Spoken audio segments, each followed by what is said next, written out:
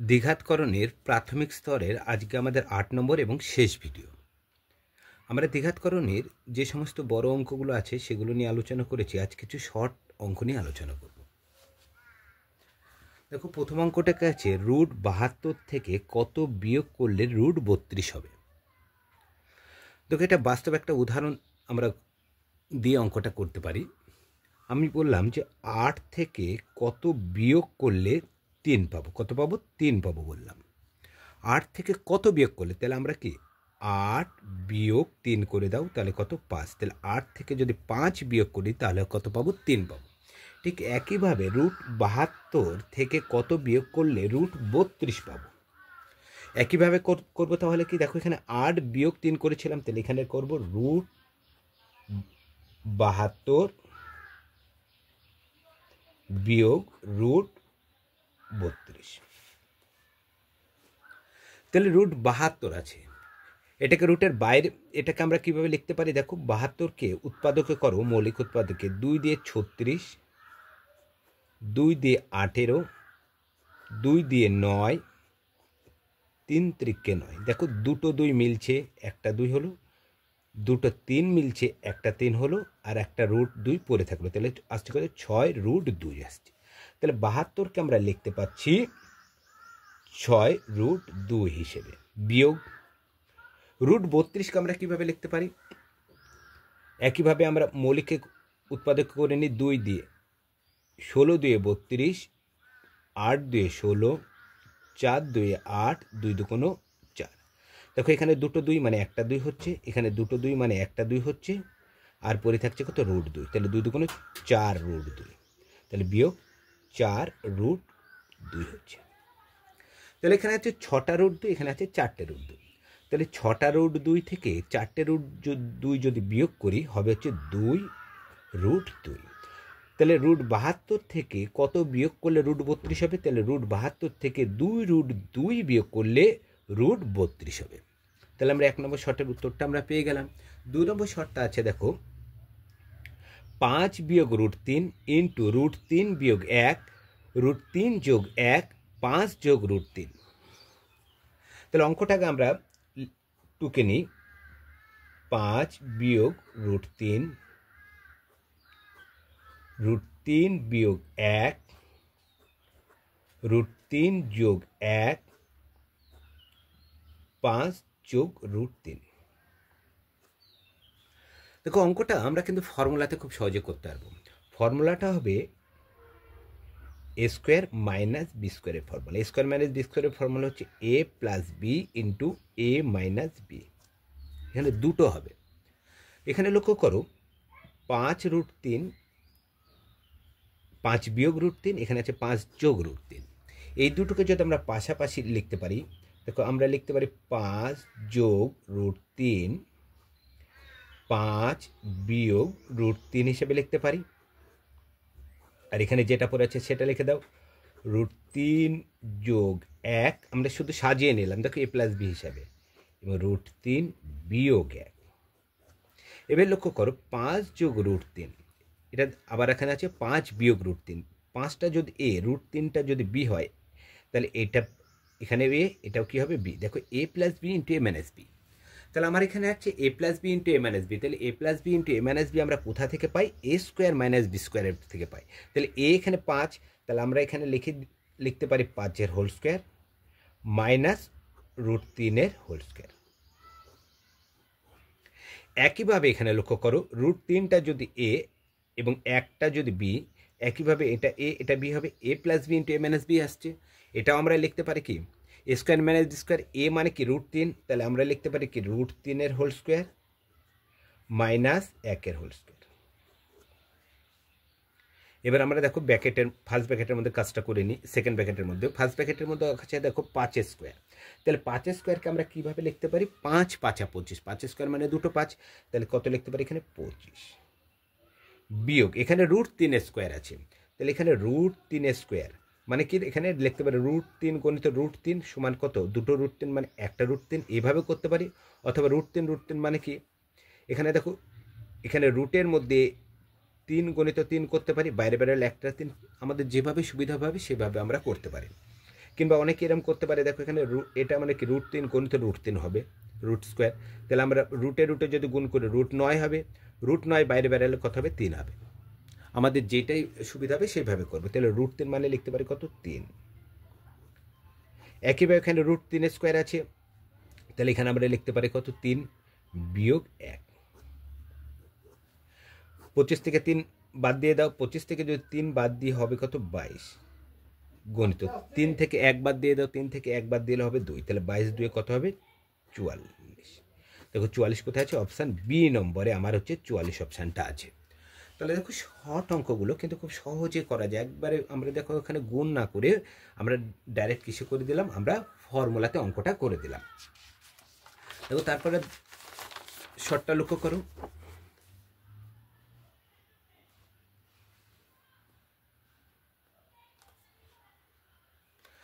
আছে যদি P plus Q সমান √13 এবং পি মাইনাস কিউ সমান √5 হয়, তবে পি কিউ এর মান কত? তাহলে এখানে দেখো মানটা চেয়েছে পি কিউ। পি কিউটা এখানে লক্ষ্য করো, আমাদের একটা এ বির ফর্মুলা আছে। এ বির ফর্মুলা হচ্ছে এ প্লাস বি বাই 2 তার whole square minus A minus B by 2 তার হোল স্কোয়ার। তাহলে এখানে পি কিউ এর মান চেয়েছে আমাদের, দেখো পি কিউ। তাহলে পি কিউ আমরা লিখতে পারি, দেখো এর মতো আমরা তাহলে এখানে পি কিউটাকে লিখতে পারি পি প্লাস কিউ বাই 2 তার হোল স্কোয়ার লিখতে পারি, minus P minus Q by 2 তার কি লিখতে পারি? হোল স্কোয়ার লিখতে পারি। এবার দেখো মান বসে দাও, পি প্লাস কিউ এর মান আছে, পি প্লাস কিউ এর মান কত? √13। তাহলে ব্র্যাকেট রেখে দাও, তাহলে পি প্লাস কি, তাহলে লিখতে পারি √13 বাই 2 তার কি আছে? Whole square. P minus Q আছে কত? দেখো √5 বাই 2 তার কি আছে? Whole square. এবারে লক্ষ্য করো অঙ্কটা, দেখো ব্যাকেটটা আছে, দেখো পুরোটা লব হরকে একসাথে মিশিয়ে পুরোটাতে ব্যাকেট আছে। এর মানে কি √13 মাথাতে স্কোয়ারটা আছে, দেখো পুরো ব্যাকেট আছে, বাইরে স্কোয়ারটা আছে, তাই না? তাহলে এখানে √13 মাথাতে স্কোয়ারটা হবে, আবার 2 এর মাথায় স্কোয়ারটা হবে। তাহলে √13 মাথায় স্কোয়ার, তার মানে লিখতে পারি √13 গণিত √13, √13 গণিত √13 মানে কত হয়? 13 হয়। তাহলে আমরা হচ্ছে যদি বাইরে বের হয় হবে কত? 13। আর এখানে 2 এর মাথায় স্কোয়ার আছে, তাহলে মানে 2 গণিত 2 মানে কত হবে? 4। তাহলে এটা বাইরে বেরোলে হবে কত? 4। বিয়োগ আছে, বিয়োগ করে দাও। একইভাবে এখানে দেখো পুরো ব্যাকেট রেখেছি, বাইরে স্কোয়ার আছে, তার মানে √5 এর মাথায় স্কোয়ার আছে দুটো √5 মানে কি হবে? একটা 5 হবে। আর কি আছে এখানে? 2 এর মাথাতে স্কোয়ার, 2 এর মাথায় স্কোয়ার মানে কত হবে? 4। ভগ্নাংশের বিয়োগ আছে, তাহলে হরের লসাগু দেখো 4 এবং 4-এর লসাগু 4 হবে। তাহলে প্রথম ভগ্নাংশটা ধরি, প্রথম ভগ্নাংশটার কি আছে? হরে 4 আছে, তাহলে 4 দিয়ে লসাগু ভাগ, তাহলে 4কে 4 দিয়ে ভাগ করলে কত হবে? 1। ভাগফলের সাথে লবের গুণ, তাহলে 1-এর সাথে 13কে গুণ করলে 13 1-কে 13 বিয়োগ।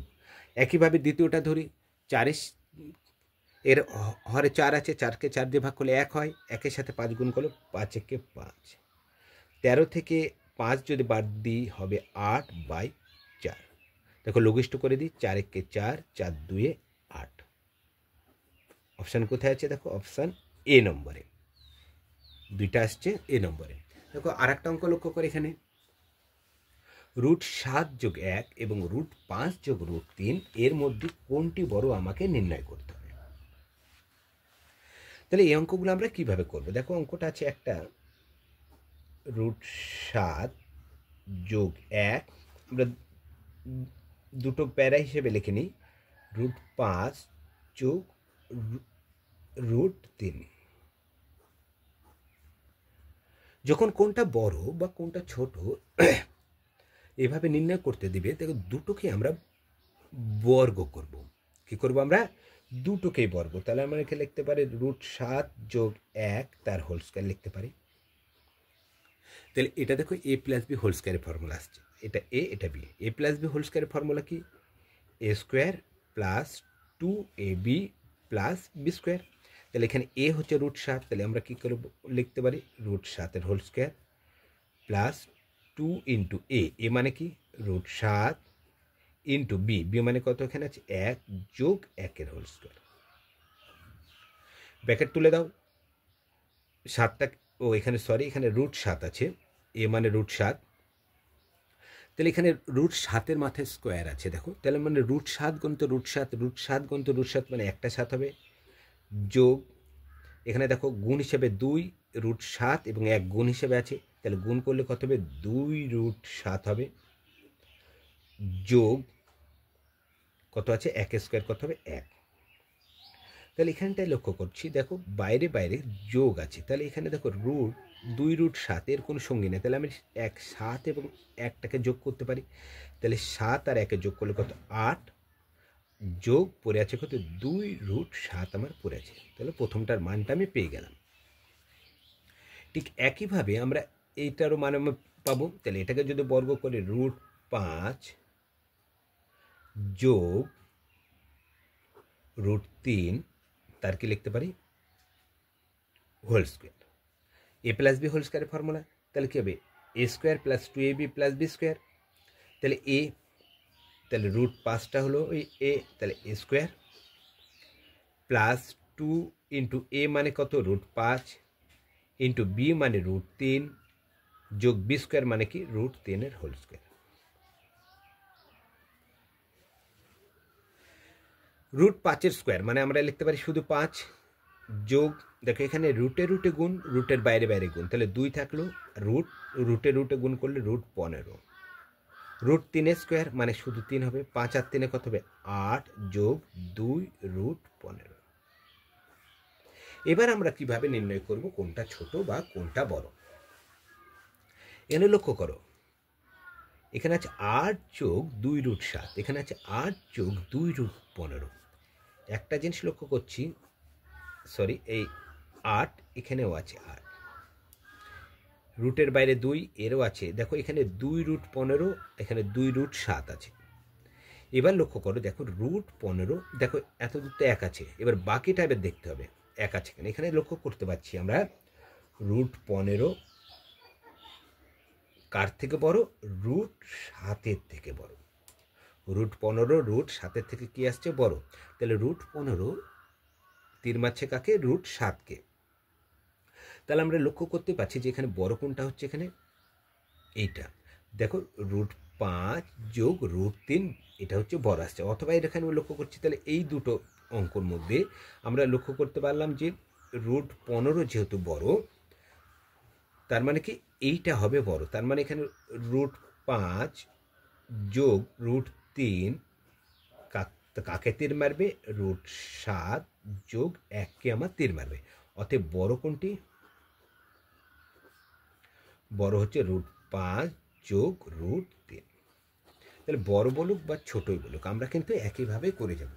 কীভাবে আমরা বর্গ করে নেব, বর্গ করার পর দেখব যে কতটা মিল আসছে, যত দূর মিল আসবে দেখব তারপরেরটা এক একে, প্রথমটা লক্ষ্য করলাম মিল আছে, যদি মিল না থাকে তাহলে এখানেই ছোটো বড় আমরা নির্ণয় করবো, এখানে 8 এখানে 9 থাকতে পারতো, তাহলে এখানে আমরা ধরে নিতাম যে কোনটা ছোট, যখন দেখবো প্রথম অংশটা মিলেছে দ্বিতীয়টা মিলছে তখন তৃতীয়টা দেখবো, তৃতীয়টাও যদি 1 হয় তারপরে চতুর্থটা, এইভাবে পরপর এগিয়ে যাবো। দেখো প্রথমেরটা 8 ছিল 8, এখানে প্লাস আছে এখানে 2 আছে এখানে 2 আছে, তাহলে রুটে চলে যায়, এখানে √7 আছে এখানে √15 আছে, লক্ষ্য করতে পারছি যে এখানে √15 এবং √7 মধ্যে হচ্ছে বড় √15, তাহলে এটা কোথা থেকে পেয়েছিলাম, এটা √5 যোগ √3 থেকে পেয়েছিলাম, যেহেতু এটা বড় হচ্ছে তাহলে √5 যোগ √3 এটাই কি হয়ে যাবে আমার বড় হয়ে যাবে।